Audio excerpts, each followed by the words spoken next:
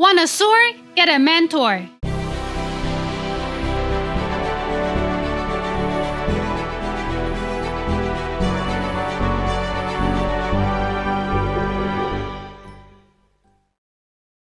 Hey, it's Nina Carmichael, and we make these videos because you're the most ambitious person in your circle. But you know you're capable of more, and you get that push by surrounding yourself with the best. So today, let's learn from one of the best, my husband Evan Carmichael, and how anyone can develop unwavering confidence. Enjoy! Okay, let's kick it off with rule number 1, play bigger triggers. Step number 1 is play bigger triggers. Play bigger triggers are things that you create in your environment that remind you of who you want to be, of the best version of you.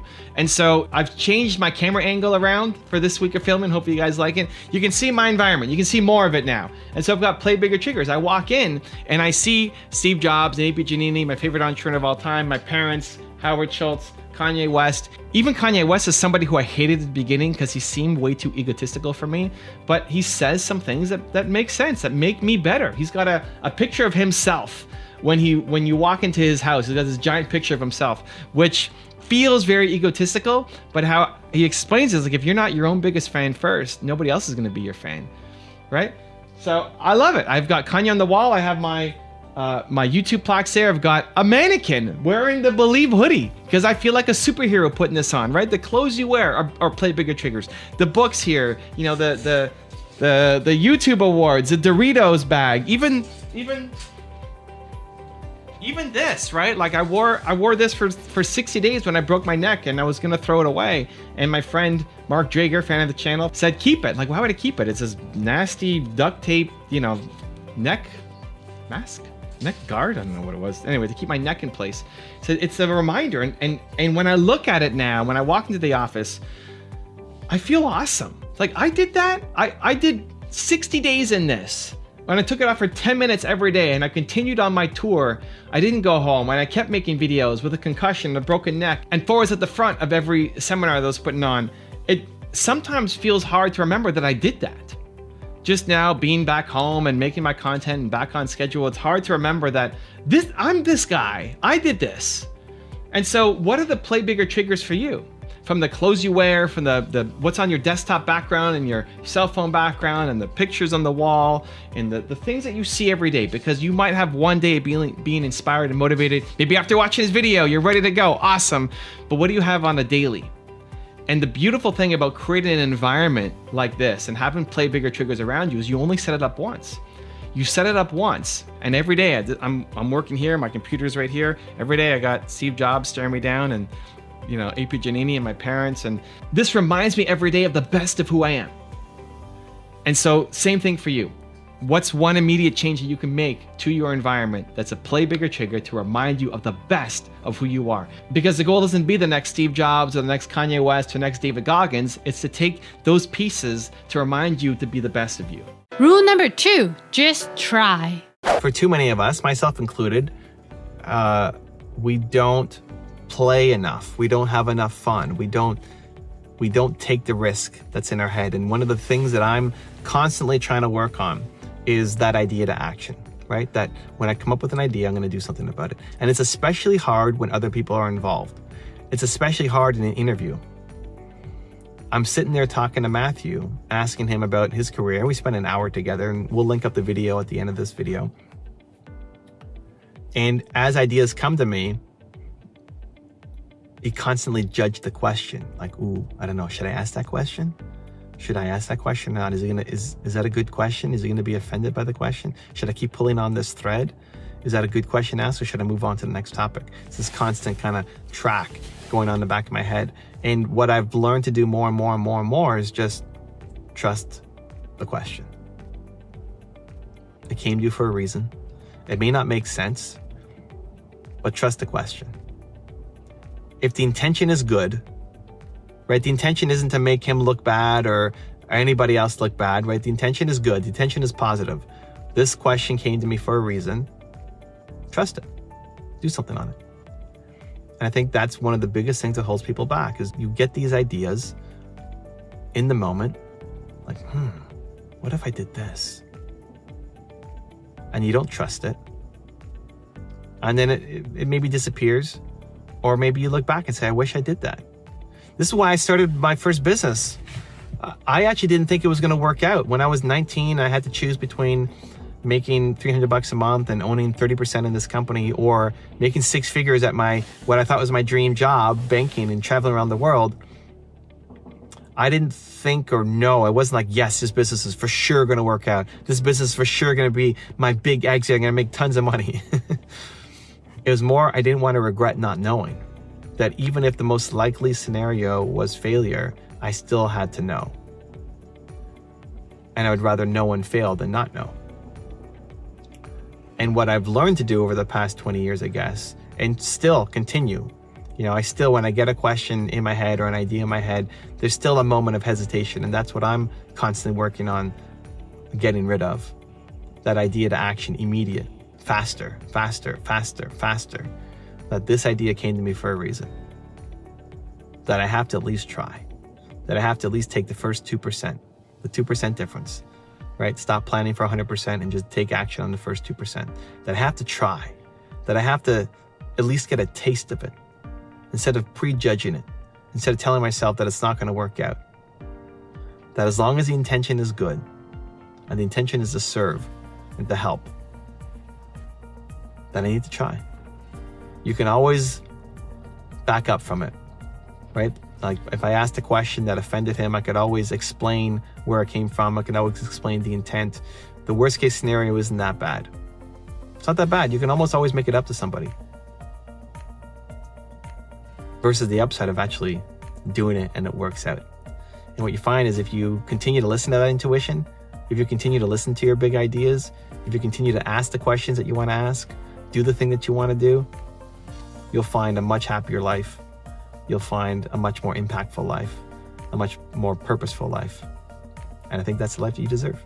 Rule number 3, tell yourself it's a warm-up. Whenever you're feeling like you're at your breaking point, like it's the max, you can't go any further, whether it's in the gym when you're lifting dumbbells, or whether it's making an extra phone call or doing that extra little bit of work, right? You're at your max, you can't go anymore. Just use this little mindset trick. Tell yourself, this is just a warm-up. I'm capable of more. And what that does is lets you go a little bit further. This thing that's overwhelming, that's impossible, that nobody can handle, that it's just like, it's at your max, right? Whatever overwhelming situation you're facing right now, if you feel like that's your max, then you're not gonna grow further. If being able to make a decision about my YouTube channels, I'm splitting them up, was impossible for me, if that was my max, then it means that I can't do something bigger. I think I'm capable of more. I think you're capable of more. I think the problems that are in your life right now that you think are overwhelming are nothing compared to what you're actually capable of. And as long as you tell yourself that this is your max, then you don't grow to the next step. So tell yourself that this is just a warm-up, that you're capable of so much more. And what that does is let you go another step, another step, another step, and see, holy cow, I'm growing. I'm getting stronger. I'm getting better. Also, if you want to have more confidence, self-love, self-belief, check out my 254 series. The science says it can take up to 254 days of consecutive action to build a habit. So I've designed a special free program to help you get it, where I will send you an unlisted video to your email for the next 254 days to shift your self-belief forward. The link to sign up for free is in the description below. Find whatever the smallest first step is, and then the smallest next step is, and continue to build those steps. And when you look back, you'll have realized that you made some pretty significant progress. You can use rejection as fuel to help you go off and do something bigger, and motivation to, I'm going to prove them wrong. It's got to be your life's work. If you only had to write one book ever in your life, this is it, and it's got to be amazing. Rule number 4, remember you're amazing. Reminding yourself every day of how amazing you are, I think is one of the greatest gifts you can give yourself. And it's not about ego, it's about confidence. Confidence comes from a place of strength.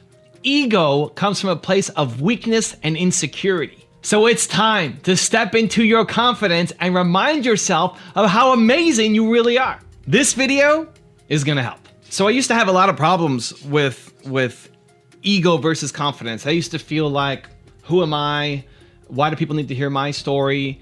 I was profiling all these different successful entrepreneurs, and people kept asking, well, where are you? How come we can't see what you're about? Where did you come from? And I always felt like my story doesn't matter. I'm profiling David Goggins and Steve Jobs and all these people. Why do you care about? I mean, sure, I sold my first business, had an exit, but it's nothing compared to what all these other people have done. And I always shrouded it, covered it under ego. Like, well, that's such an egotistical thing to do. But really, I was just playing small. I was cheating people the opportunity to learn, to get better, to grow from my story. That my story has value. It's the belief that my story had value that took some time to really work up. Even making videos on my channel, the #1 most requested person for top 10 was me. And I resisted for maybe 2 years of even making an Evan Carmichael top 10 because I just felt not good enough. I felt like that's such an ego play and not coming from a place of confidence. And yes, my message has impact, has meaning, can help the world. And the first Evan Carmichael top 10 came out from my team. So on my birthday? I think it was my birthday or Christmas. My team put together with the support of my hardcore fans, my first top 10. No, not yet, Evan. Videos?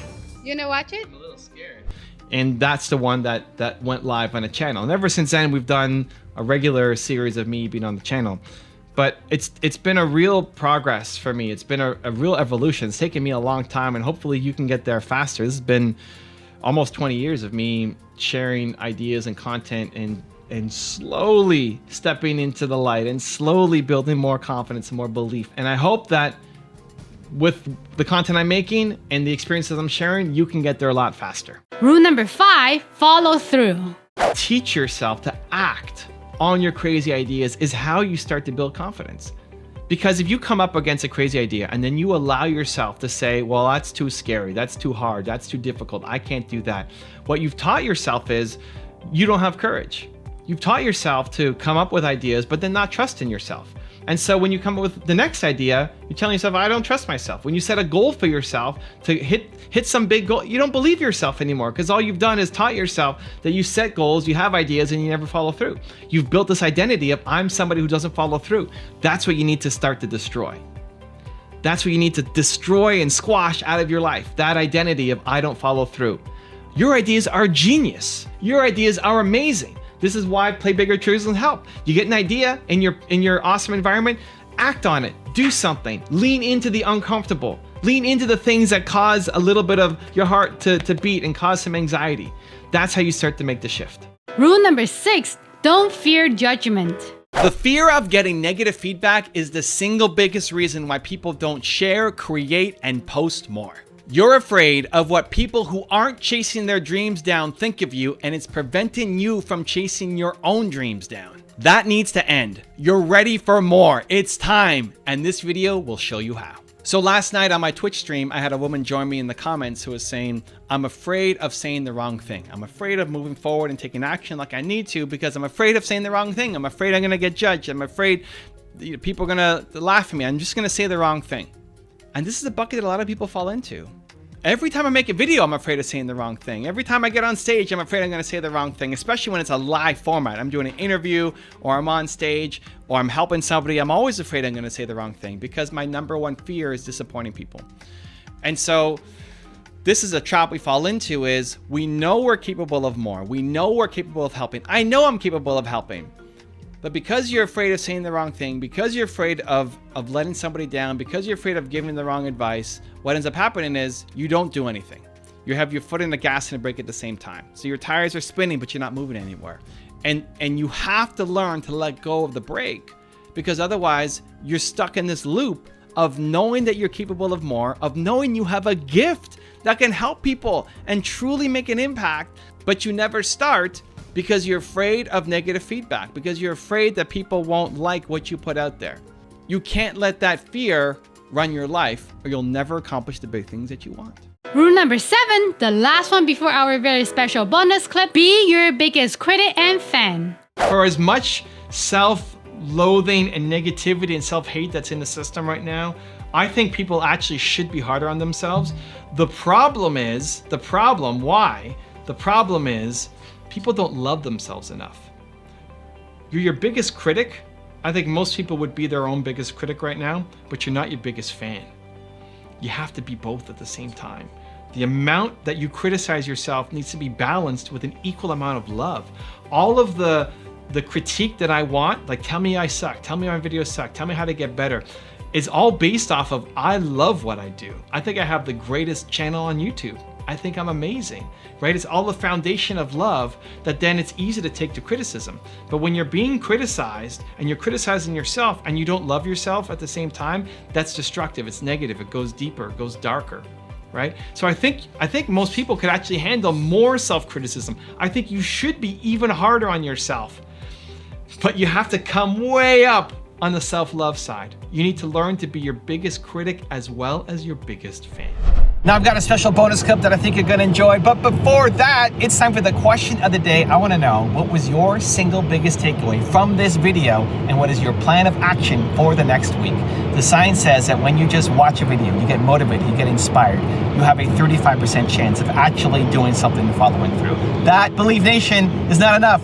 35% is not enough, we gotta do something. But when you get inspired by watching a video like this, and then you create a plan of action, your chances of following through jump to 91%. And when you commit publicly, like putting your comment down below with your plan, it jumps to 95%. That's what I want for you. I want you to take action. Your dreams are too important. Your life matters. Your mission has to happen. So, question of the day, your biggest takeaway from this video and your plan of action for the next week, put it down in the comments below, and I'm gonna celebrate alongside with you. Celebrate your effort, not the results. Celebrate the effort that you tried, that you worked your hardest, that you did the uncomfortable thing, whether it worked out or not. That you came up with an idea to email somebody who could be a potential dream client for you. Maybe they didn't write back. Maybe they did write back and they told you suck and I hate you, I never want to work with you. It's the willingness to go and do the uncomfortable thing. The fact that you did it, that you tried. Because that's the only thing that's separating you from the David Goggins, from the person that you want to be. If you look at David Goggins' story and being 300 pounds and overweight and couldn't do anything, it's the will to get up and do it every day. And on a day-by-day basis, there's not a lot of growth. If you've never done something, and now it's your first day doing it, if you never made a video before and it's your first day doing it, guess what? The video's gonna suck. You're supposed to suck at the start. That's okay, that's normal. But people judge themselves for sucking at the beginning. People judge themselves for not getting the result right at the beginning. That's the mistake. You celebrate the effort. David Goggins was 300 pounds overweight and now is one of the best ultra marathon runners in the world. How does that happen? Well, it didn't happen on his first run. And if he did his first run and then said, well, I suck, I'm not gonna keep going, then guess what? He never becomes that ultra marathon runner. Same thing for you. Same thing for me. Go back and look at my YouTube channel. I'm 6,000 videos in. Is that 6,000? Some crazy number of videos in on my channel. Go back and watch the first ones. I sucked compared to where I'm at now. And even right now, I suck compared to where I'm gonna be in 10 years if I keep doing this. Right? It's been 11 years on the channel. If I do it for another 11 years, I'm gonna be even better in 11 years than where I am right now. That's called progress. That's normal. And so tying your self-esteem, your self-worth, your self-confidence to the willingness to go off and do it, whether you get the result or not, because if every day you get up and you start working that hard and you're insanely proud of your effort, you are going to get the results.